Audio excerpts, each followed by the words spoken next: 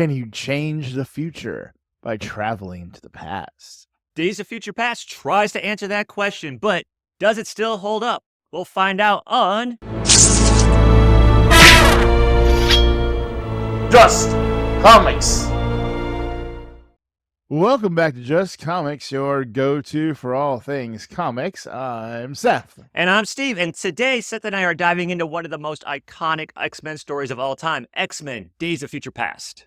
Yeah, it's got time travel, dystopian future, but does it hold up, or is it as outdated as Wolverine calling everyone bub? All right, so for those of you who haven't read it and need a refresher, X-Men Days of Future Past was written by Chris Claremont, art by John Byrne, inks by Terry Austin, first published in Uncanny X-Men 141 and 142 back in good old 1980. That's right. So X-Men Days of Future Past, if you didn't see the movie, is basically a dark future where Sentinels have taken over everything and they're systematically killing off all the mutants and enhanced and powered and metas, and unless they can put a collar on them and control them, Sentinels want to expand outside of the United States, and they are threatening nuclear war, so the remaining X-Men want to stop that, obviously. That's what they do. It's not just any future. This is the far, far-flung future of 2013. Anything could happen. Flying cars didn't happen. Shoes that lace themselves. Yeah, like other things from Back to the Future. Oh, hoverboards. Well, we have those. They're crappy and everyone falls off them. So getting to the story here, we see this older, battle-hardened Kitty Pryde. She's now called Kate, and she's working with the last remaining X-Men, like Storm and Colossus. And of course, we have Wolverine. He doesn't get the spotlight as much. Like in the movie, he's like the main character, and he's the one going back in time and stuff. He's still a total badass, and like everyone thinks they're tough enough to take on Wolverine until they actually try to take on Wolverine. It's probably the height. He's what, 5'3", 5'4"? Something around there. But they also have Magneto on their side this time, except Magneto is in a wheelchair now.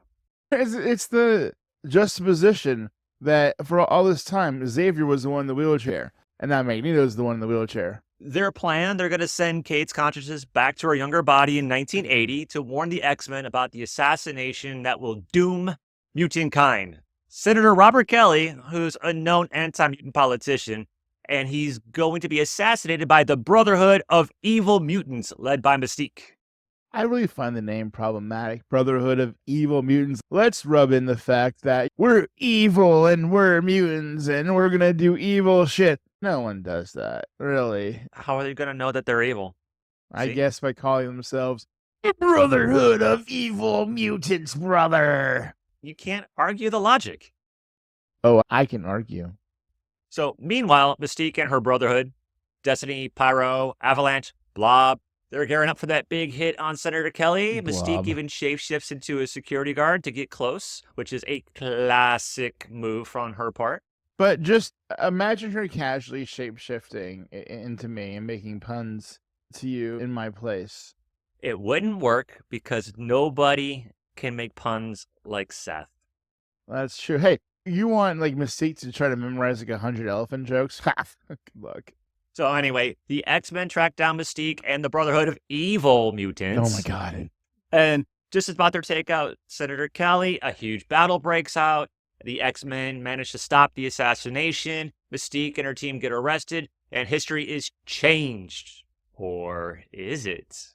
Yeah, it's also the X-Men. Like, nothing is ever that simple, though they prevented Kelly's death. He's still a fascist, anti-mutant dickwad. The story ends with a sense of unease. The future is, of course, unknown. Yes. The survival is far from over. But I gotta tell you, there are some things that really work for me in this story. I want to go over some things that I really liked about this alternate future. Instead of horse-drawn carriages, there's horse-drawn buses. That was just hilarious to me. True. But you can also point to John Byrne's art as being one of the strengths of this book. The art definitely carried the story. It was gritty. Yeah, he's one of the top tier artists from that time period. You can see how he influenced like Todd McFarlane and other artists of his caliber down the line.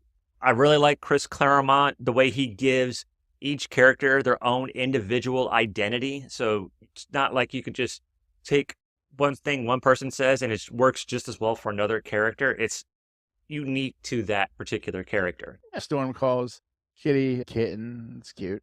I also love how it centers around Kitty Pryde. Like, she was still a new character at the time, but Claremont immediately puts her in the spotlight, and it works. And you really feel her determination. And now, in the Days of Future Past movie, and they said Wolverine back in time, I can't remember the contrived reason. I guess they thought he would have had a better time of convincing people. No, they did it because Wolverine sells movie tickets. No, they did it because Hugh Jackman is stuck. But the reason why they chose Kitty this time makes sense, because she's not trained enough to have a mental defense. All the other X-Men have superb mental defenses because they have to, because they live with freaking telepaths. But Kitty just got there.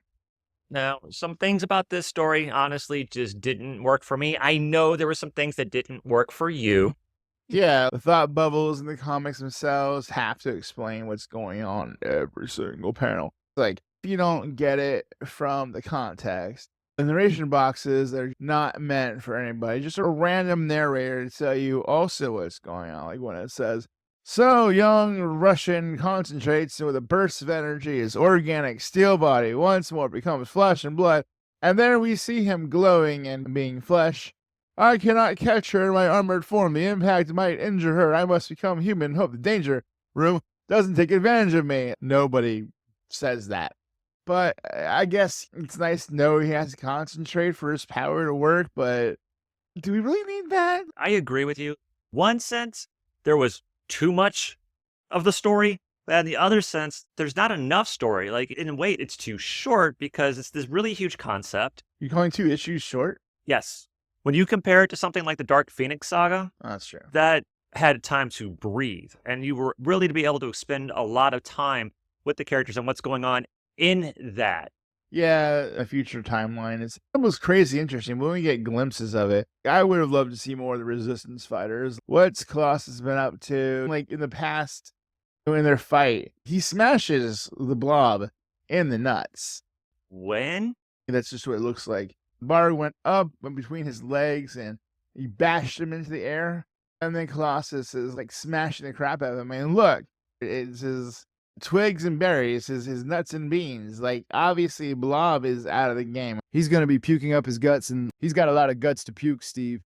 I mean, yeah, I guess that's what happens when you try to squish Colossus. You get your nuts squished.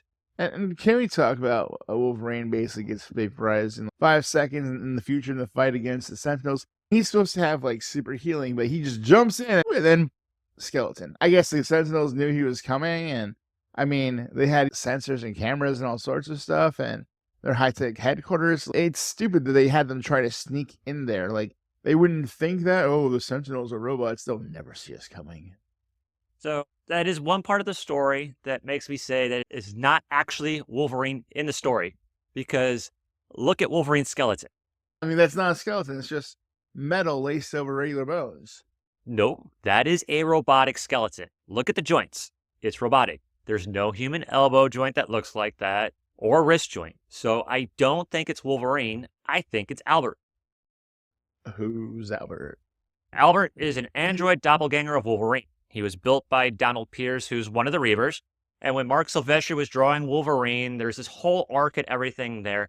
But because Albert is an android doppelganger of Wolverine, we then see what this skeleton looks like. I don't think Wolverine got zapped. I think it was Albert. Did Wolverine send Albert in his place? Albert took the hit, or was it Albert all along the entire thing? We never actually saw Wolverine once. I'm thinking Albert didn't know he was Albert, because that's also a thing. It makes sense that Wolverine would have an android. Next, you're going to tell me he has a clone. No, it's a doppelganger, not a clone. Somehow different. Okay. All right, so we're going to put another Just Comics video to bed. Tell us in the comments if you have read this book, what your thoughts are. Is this one of your favorite X-Men comics, or do you think that it's a stinker? Yeah, it still hold up. Does it not? Let us know. Tell us what you think. Have you read it? How do you feel? Do all the YouTube things, like, share, comment, and subscribe. Yeah, and tell your friends, tell your loved ones, tell the creepy next door neighbor guy who, like, you walk by and he always pulls down his blinds to watch you walk by every single time. And next time he does that, he's just staring at you through his blinds. You take your phone and move to our channel and go, hey, look at this. It's really cool. If you're going to stare at something, stare at this channel. All right. And on that note, you guys take care wherever you're at. And we'll see you next time on Just Comics. Boom, boom, boom, boom, boom, boom, boom, boom, boom.